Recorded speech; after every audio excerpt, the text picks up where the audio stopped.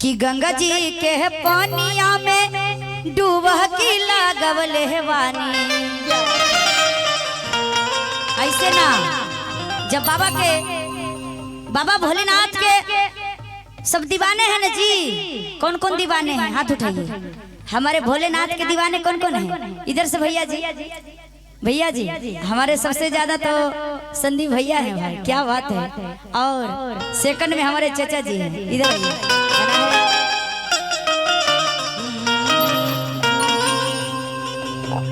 कि गंगा जी के पानिया में डूबकी लागवले वानी। कि गंगा जी के पानिया में डूबकी लागवले वानी। आजी गुरु सिंदूरा नदी हाथा हाई। आजी गुरु सिंदूरा नदी हाथा हाई। आजी गुरु सिंदूरा नदी हाथा हाई। गंगा जी के पानिया में डूबकी लागवले वानी। गंगा जी के पानिया में डूबकी लागवले वानी। आजी गुरु सिंदूरा नदी हाथा हाई। आजी गुरु सिंदूरा नदी हाथा हाई।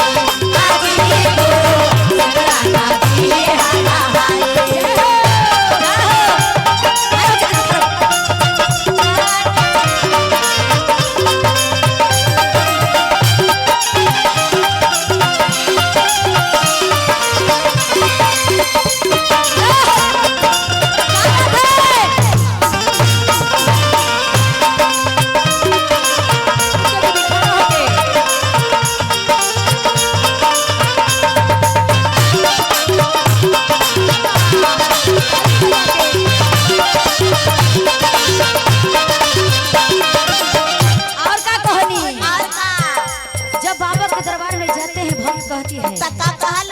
घर ही में कैले बानी शिव गुरु चरचा।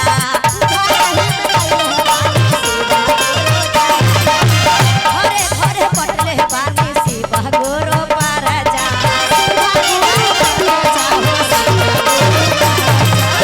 घर ही में कैले बानी शिव गुरु चरचा। घरे घरे पटले बानी शिव गुरु परजा। भैया हो और मीठा मीठा में कहना है। आजी गुरु चर्चा में होई हाना सहाया। आजी गुरु चर्चा में होई हाना सहाया। आजी गुरु चर्चा में होई हाना सहाया।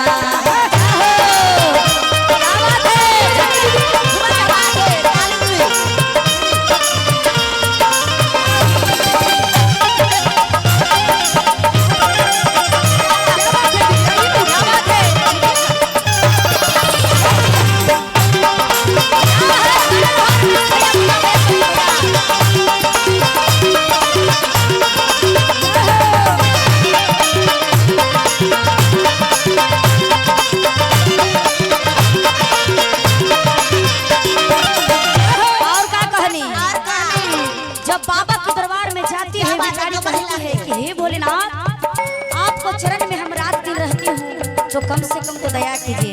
कहना है भांगिया धतूरा वाचा रही बेला पातिया।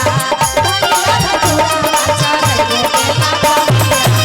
दूर पर शिव गुरु हमारो विपतिया। दूर पर शिव गुरु हमारो विपतिया। भांगिया धतूरा वाचा रही बेला पातिया। दूर पर शिव गुरु हमारो विपतिया। आजी गुरु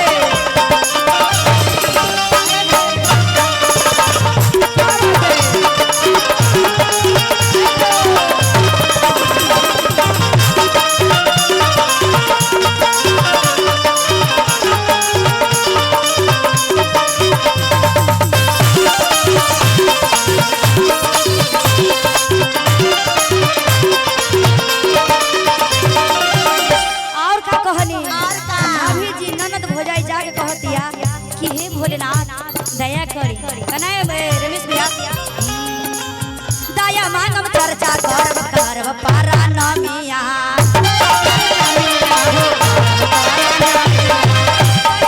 चर्चा करब करब पारा नमिया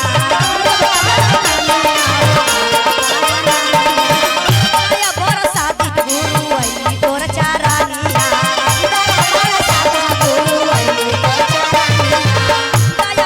चर्चा करब करब पारा नमिया दूर कर शिव गुरु हमार विपतिया आजी गुरु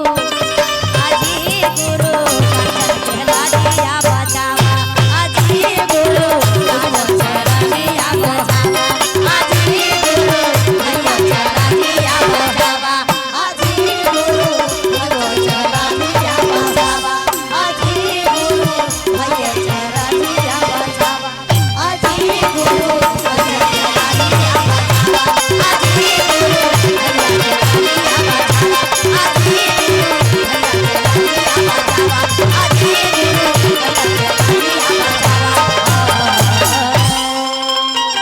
प्रेम से बोलिए शंकर भगवान की जय मैया पार्वती की जय हरा हरा महा